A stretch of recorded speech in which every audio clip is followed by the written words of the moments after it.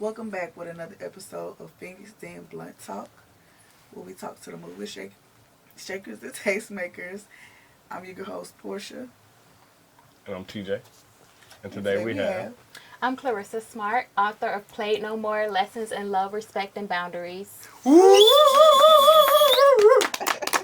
go. Hey, so we're going to jump right into it. Y'all know we like to get into it, so we're going to jump right into it. You were married for 11 years.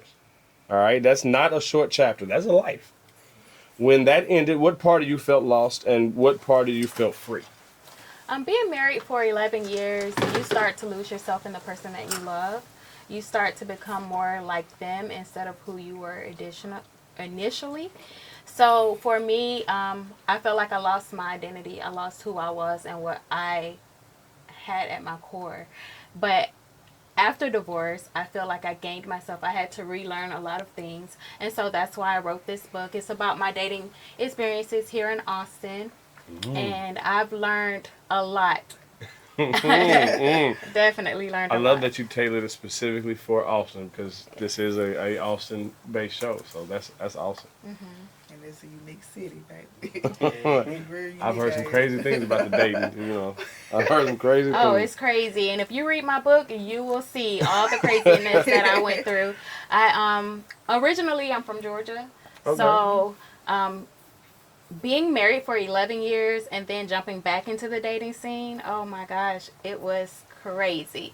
So, yeah, I'm excited for people to read my book and learn more about the boundaries they need to set when they're dating because of the red flags here in Austin. I'm definitely excited to check it out because, see, I was married for 8 years and then lost my wife. My wife passed. And so then been dating for the past 3 years. So I've got like an 11-year experience as well. So I'm interested to see what the young lady perspective is that's, opposite of mine. So, when stepping back into dating, what shocked you the most about like the modern dating scene? Oh my gosh, things had changed so drastically over 11 years. So the first thing that I noticed is that chivalry was dead. Chivalry was dead, and I didn't like that. The red flags were still there, but a lot of the norms that I grew up with, knowing where the guy's gonna take me out, he's gonna pay for dinner, that didn't happen. It was a lot of let's go 50-50, a lot of can I just come over and chill at your house, not even wanting to take me on dates. So that was horrible. And I was like determined to tell other women, like, you don't have to deal with this. I'm not going to deal with this. So I have boundaries and standards. And in my book, I talk about the boundaries that I now uphold for dating. See, that's dope because similar experience, right? Stepping back out into the dating world, I was like, wait, this is different than when I left it, right? Like, I've been out of it, and I've been out of it 8 years. I was like I remember, like, a perspective of dating, like you say chivalry was dead. Chivalry was definitely dead, but it was dead from the opposite end. Like, Really? So like I would walk up to the door, and rather than a woman waiting for me to grab the door, she would just grab the door and walk in, right? Yes. And I think the biggest thing that I saw was that, when we were younger and you tried to holler at a girl, she would tell you no if she was not interested. She wouldn't take your number. She wouldn't give you her social media. She would give you no information at all, right? When I stepped back out into the dating world, everybody exchanged information like there was no value to it. They would accept dates that they had no real interest. So then you end up, as a guy, paying for dates for ladies that have no genuine interest in you. So then that triggers something in you, and you're like, oh, wait, oh, hold on. Like, okay, all right, we ain't doing this dating thing no more. You know, one of the reasons why I think us women feel more inclined to give numbers is because I was even down at the domain one night, dressed up, going out, and this guy asked me for a number, and I said, no, thank you, I'm not interested. And he tried to fight me. Yeah. I heard that. So That's the issue. it's The- easier to just definitely give a your safety number. issue. Bro, she is not lying. This is what's crazy about it. So that was the other thing that came out. I come back on the dating scene, and every single woman I talk to, I'm telling you, and I'm not talking about talk to like I want to date. I'm talking about spoke to, had conversations with. Every last one had either been pressured to, been in a situation where, or been made to feel like they had no other choice in an effort of giving a number. Some were even in situations where it came down to sex. Like they really felt like if they didn't, the guy was gonna fight them, gonna beat them, gonna harm them. Yeah. And that was as small as things like giving out numbers. And I was like, wait, what? Like when I was growing up, if a girl said no, oh well, your friend might try next. Your friend might walk up with his pen and pad. Like it was a numbers. Like you didn't take it so serious where you wanted to beat or harm the young lady. But I have heard that. Like Right. And that, even down to open the doors. Sometimes, most of the men don't open doors, so if women are conditioned, okay, this nigga not gonna open the door. I know I'm gonna have to open it myself. Me personally, I don't touch doors. I'm from Alabama. That's My daddy would never. Okay. That's me now. Like I'm like, no, I So have when I get down here, like when I was in Hawaii, it was different. When I was here, it was different. When I was in Virginia, it was just a whole different thing. And so it's like, okay, now it's just me. Like I can't depend on nobody to open my door for me or whatever. But what I had to stop doing is trying to rush it to open it before you. Or if I reach it first, I sit there and if you don't open it, take me home. Take me home. Like that's the if I walk to your car and you get in, I'm standing outside the window. If you don't, I'm giving you a hint. I'm walking back. Because I'm giving you a hint. I love that. I'm walking back. I do. See, I like that as well. But see, So you mentioned something. You said my daddy would never. So this is something that I've learned out here. Be careful dating men and women who don't have solid parental figures to have shown them who and how the opposite gender should behave.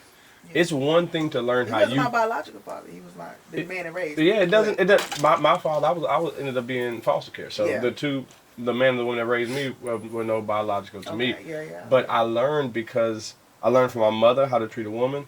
I learned from my father how to treat a woman. Yeah. Right? Like learning how to become a man, life was going to teach me that. Life was never going to teach me how to treat a woman. Only a woman can teach you that, and only a man that loves a woman can teach you that. Outside of those, you don't really have the ability to learn, at least as a man. There's nothing in society. There's nothing in society that says love black women. Yeah. Mm-hmm.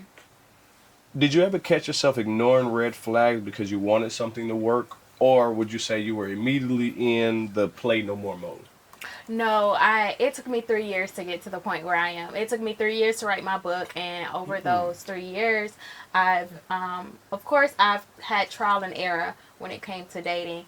The red flags were red flags, but I think the main thing that we do as people, we see the red flags, but we're hoping that they'll change. We're looking for that potential of what they could be or what you wish they would do. And that's the main thing that you have to realize. Once you are in a relationship, you can't date hoping for potential. You have to date with a purpose. You have to date with intention. And so that's really what I talk about. I talk about not only the red flags, but I also talk about the green flags as well. But overall, I believe that red flags are going to always exist if you can deal with the red flag that is presented to you. And are you willing to deal with that red flag? So a lot of times people are hoping that red flag turns yellow. Yes. And they're hoping that red flag turns green. See, and that's something that we all know. You know, you can't go all the way from red to green. Like that's the one we know we can't do. What was the exact moment you decided you would never override your intuition again? I think for me, the moment I decided that enough was enough was when I was dating. My chapters are named after men, and I have to tell you how I named these chapters. Oh, well, hold on. Listen, gentlemen, if you're listening, let me tell you which one of y'all is in this book. All right.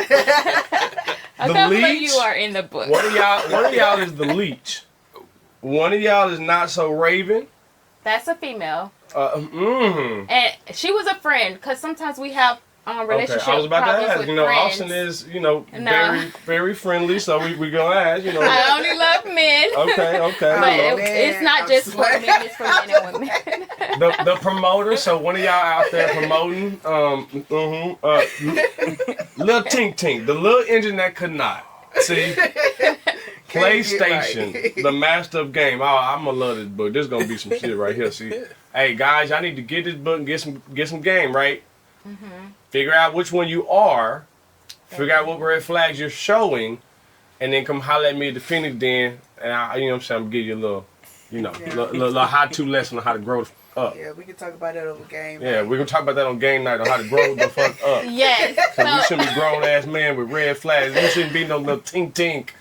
Why are you getting saved in a woman's phone? This is worse than a woman's phone. She done wrote a chapter about you called Little Tink Tink, the little engine that could not. So in defense, so when we women talk to each other, we always have a nickname for the dude that we're dating. Yeah. So we might be like, oh, you remember Green Shirt, or that's Airport Bay. So that's why I named my chapters the way I named them. And the moment that I realized was when I was dating Tink Tink. the guy called Little Big Money. He had a lot of money, and but he had a little ego.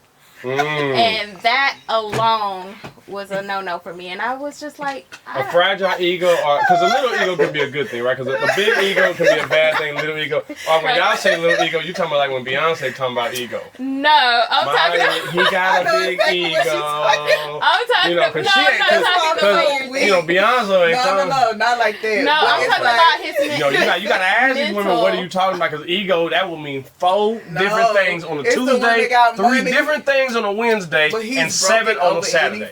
Like you can literally he has money. Get to this man over anything. Yeah, like his money, his his mental isn't there. His money rules him. He has to lead with his money. Yes, that's the only thing that he can contribute to. You ask him, except for your money, what do you have? Yes, and I asked him that question. What do you offer besides money? Imagine trying to buy me a person I just want to hug. Like you guys. But see, you know what? So, and this is that big guy. So I will say that sometimes, right? Sometimes that can come down to us listening, right? So I was married, right? And my wife for the longest was saying, after I had bought my truck and she had an Infiniti, she was saying that she wanted to be able to buy herself a Benz. And so, I opened this business for her, and, we were growing this business together. And then, like, we're getting into these arguments and, trying to figure out what's going on. And then she ends up wrecking her car, and I ended up buying her a Benz, right? So probably maybe a month later, we get into another argument, right?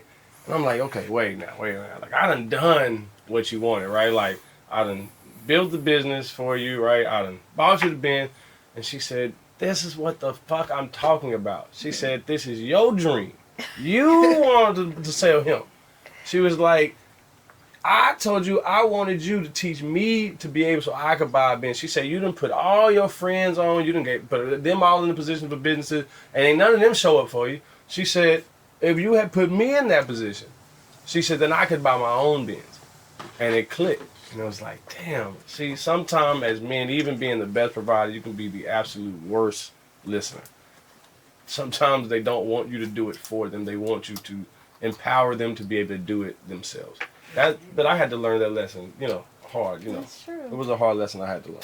So I'm curious to find out what chapter you correlate with. That's what I was trying to read through here to see if I can see like a chapter name, because usually I can be like, man, let me see a name. Let me see if there's one of these. So then you had the PlayStation, the Master of Game, H&M. See? Yeah, see, it was him and straight his talk, mama. no chasing. Now that might be me. Listen, I'm gonna tell you how we lay down, how we get up. make your decision accordingly, because we not waking up into some relationship that we was not in before we laid down. Sometimes that straight talk, no chaser. So that straight talk, no chaser is basically me saying straightforward, this is what it is, and this is what it's going to be. These are my boundaries, and I'm not apologizing for my boundaries. I love that. That's what that straight talk is about. And you get those vibes, like you'll say what you mean. I do. And you'll blink 4 times. Thank you.